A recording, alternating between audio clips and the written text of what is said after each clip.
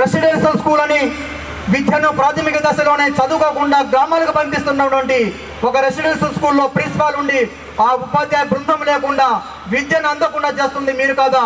ప్రైవేటీకరణ చేసి అందులో మమ్మల్ని సీట్లు లేకుండా చేస్తుంది మీరు కాదా? మేము ఒకటే అడుగుతున్నాం, ప్రతిపక్షమా మిత్రపక్షమా అధికార ప్రభుత్వమా?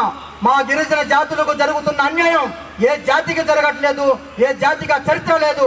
మాకంటూ భాష ఉండి మేము నివాస ప్రాంతాలు ఉండి గౌరవంగా బ్రతుకుతున్నటువంటి మా ఆత్మ గౌరవాన్ని మీరు ఏమి చేయదలుచుకున్నారు?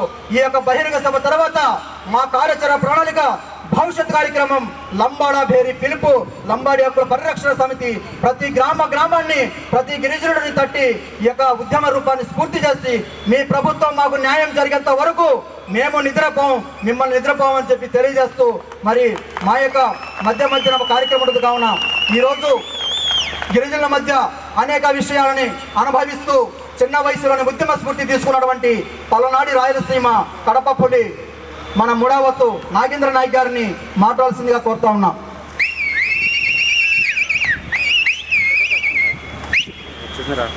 సభకు నమస్కారం. ఈరోజు చాలా ఆనందంగా ఉంది. పెద్దలు గౌరవనీయులు లంబాడా హక్కుల పరిరక్షణ సమితి వ్యవస్థాపకులు రాష్ట్ర అధ్యక్షులు ముడావత్ శివానాయక్ గారికి, అలాగే లంబాడా బేరి పరిరక్షణ సమితి నాయకులు చంద్రనాయక్ గారికి, పెద్దలు గౌరవనీయులు దారు నాయక్ గారికి, పెద్దలు గౌరవనీయులు అక్కులప్ప నాయక్ గారికి, అలాగే ఆంధ్రప్రదేశ్ రాష్ట్రంలో ఉన్నటువంటి నా జాతి బిడ్డలు ఎంతోమంది ఈ సభావేదికమైన అందరూ ఉన్నారు కాబట్టి కొంతమంది అందరి పేర్లు తెలియదు కాబట్టి అందరికీ కూడా ఈ సభావేదికగా అభినందనలు తెలుపుకుంటూ, ఆంధ్రప్రదేశ్లోనే కాదు అటు తెలంగాణ రాష్ట్రంలో ఉన్నా కూడా మీకు అన్ని విషయాల్లో మన జాతి కోసం, మన జాతి హక్కుల కోసం, మన జాతి సంక్షేమానికై మేము మీ వెంట నడుస్తామని చెప్పి తెలంగాణ ప్రాంతం నుంచి కూడా ఈ ప్రాంతానికి వచ్చి ఆంధ్రప్రదేశ్ రాష్ట్రంలో మీకు అండగా మేము ఉన్నామని చెప్పి మాకు మద్దతు పలికినటువంటి నా జాతి కుటుంబ సభ్యులైనటువంటి, నా జాతి బిడ్డలైనటువంటి గిరిజన సోదరులకు, బంజారా జాతి బిడ్డలందరికీ కూడా ఈ సభావేదికగా నమస్కారాలు తెలుపుకుంటున్నాను. నా పేరు నాగేంద్ర నాయక్, నేను కడపలో ఉంటానన్నమాట. ఆంధ్రప్రదేశ్ ఏపీ బంజారా సంఘం రాష్ట్ర అధ్యక్షులుగా ఈరోజు రాష్ట్ర వ్యాప్తంగా పనిచేస్తున్నాను. మరి మిత్రులారా, ఈరోజు భారతదేశానికి స్వాతంత్రం వచ్చి దాదాపు 70 సంవత్సరాలు అయిపోయింది. మరి 70 సంవత్సరాలకు ముందు కూడా పోరాటం చేసిన ఘనత గిరిజనులది కాదా అని చెప్పి అడుగుతా ఉన్నాం.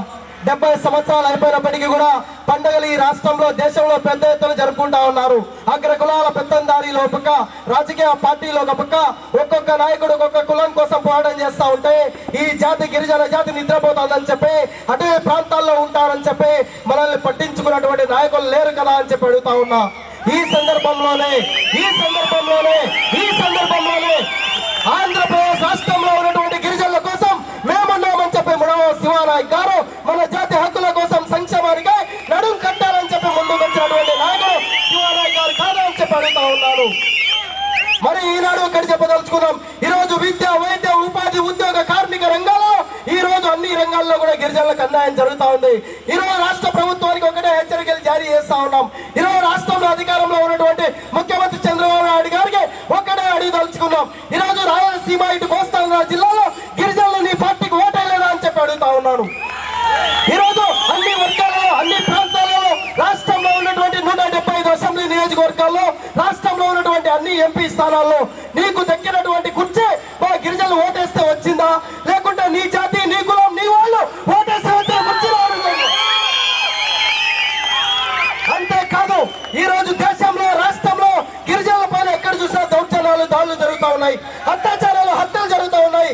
ఈరోజు రాయలసీమ నుంచి చిత్తూరు నుంచి శ్రీకాకుళం వరకు, శ్రీకాకుళం నుంచి చిత్తూరు వరకు ఏ జిల్లాలో ఏ మూలలో చూసినా గిరిజనుల పైన దాడులు, దౌర్జన్యాలు జరుగుతూనే ఉన్నాయో కాదని చెప్పి అడుగుతా ఉన్నా. ఈ రోజు మాకు రక్షణగా నిలిపించాల్సినటువంటి ప్రభుత్వాలు, రక్షణగా నిలిపించాల్సినటువంటి నాయకులందరూ కూడా ఈ రోజు గిరిజనులు ఓటు బ్యాంకుగా చూస్తున్నారే తప్ప గిరిజనులకు రావాల్సినటువంటి హక్కులు ఏ మాత్రం కల్పించడం లేదని చెప్పి కూడా ఈ సభావేదికగా నేను తెలియపరచుకుంటున్నాను. ఈరోజు విద్యార్థులు గిరిజన ప్రాంతాల్లో, మారుమూల ప్రాంతాల్లో, అటవీ ప్రాంతాల్లో తిండి లేక, కూడు లేక, గుడ్డ లేక, అమ్మా నాన్నలు సాగలేక ఈ రోజు అల్లాడుతూ ఉంటే ఆకలితో మీరు పట్టడం సహనాన్ని ఓపికతో నిశ్చిస్తున్నాం. భవిష్యత్తు ఉద్యమాలు ఉంటాయి, రాజీలేని పోరాటం కొనసాగుతుంది, వదిలే ప్రసక్తే లేదు. ఈ దేశంలో ఉన్నటువంటి బ్రిటిష్ తెల్ల దొరలను ఏ విధంగా తరిమి కొట్టామో అదే విధంగా తరిమి కొట్టాము. వదిలే ప్రసక్తే లేదు. మన మిత్రులారా, ఈ రోజు ఈ సమావేశానికి రాష్ట్ర వ్యాప్తంగా మన అక్క చెల్లెళ్ళు అన్నదమ్ములు పెద్దలు ఎంతో మంది రావడం జరిగింది. మరి ఒక్కడే చెప్తా ఉన్నా,